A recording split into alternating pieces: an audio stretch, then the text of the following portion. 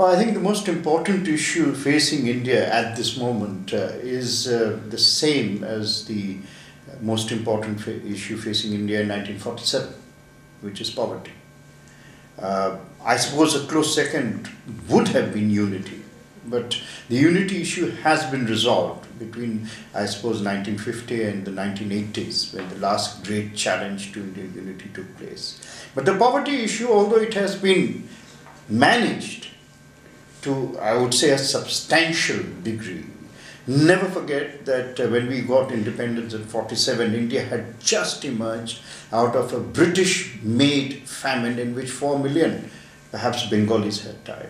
British rule began in famine and ended in famine, and continued with famine as a policy. But that has been set aside, I think, in the sense that we don't hear of the great crises of 60s and 70s and so on. But that doesn't mean that we are anywhere near to resolve what is actually a tremendous inhuman situation. In my view, there is no cruelty greater than the cruelty of hunger. And even today, some of the insurrections that are taking place are born, I think, of a reasonably legitimate cause.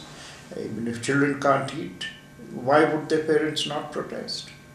But I do think that in the next decade, thanks to the democratic push of good governance, we will be creating, with our economic growth, resolving this issue. On environment, I think we are in a fairly deplorable state.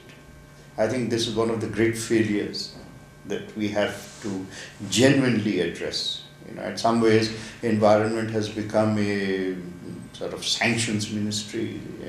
In any case, we need a total relook at our environment policy. I think unless we can create a cleaner India, a greener India. I mean, in the 80s and 70s, we did enormous damage to our forests. Of course, there has been much replanting, some awareness that came about. So I think there is recognition that we have allowed our environment to be raped and looted by unscrupulous people. But that awareness is the beginning of correction. And I hope we will see some genuine reform in this area. Otherwise, we are heading towards bad days. We have to stop wastage of water.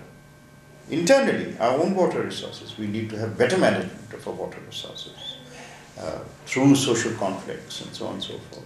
Now, the Chinese building dams to potentially divert waters that, or rivers that water India, whether it's the Brahmaputra or the Ganga or the, eventually even in Pakistan, the Indus, is a very different story. And I think that has the potential of severe bad blood in India-China relations. I don't think either country has yet tackled this reality to the extent that it deserves to be discussed. But it's only a matter of time before this rises slowly to the top of the agenda. Gender equality in India was, you have to again see this as a comparative reality. Gender equality in the 50s, Hindu women did not have inheritance rights. Polygamy was permitted in Hindu law and so on. All this, there was very little education for women.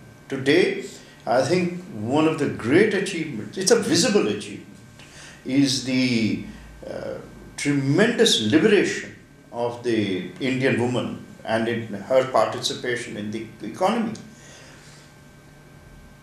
Simultaneously, there are huge instances like rapes that are going on. But while I'm deeply saddened by the existence, continuation of rape, and I could go into this subject because I've reported this as over the decades, particularly rape across rural caste rigidities and so on. But what pleases me, frankly, is the anger of the people against such incidents. The days when you could brush them aside or treat them in the kind of, male superior ways with a little bit of a shrug and tokenism in terms of words is over. Today, people are rising voluntarily. They are not being organized by political parties against such incidents. And cities are rising. It's so encouraging to see, our form of just tremendous young people getting up and saying, we will not accept this.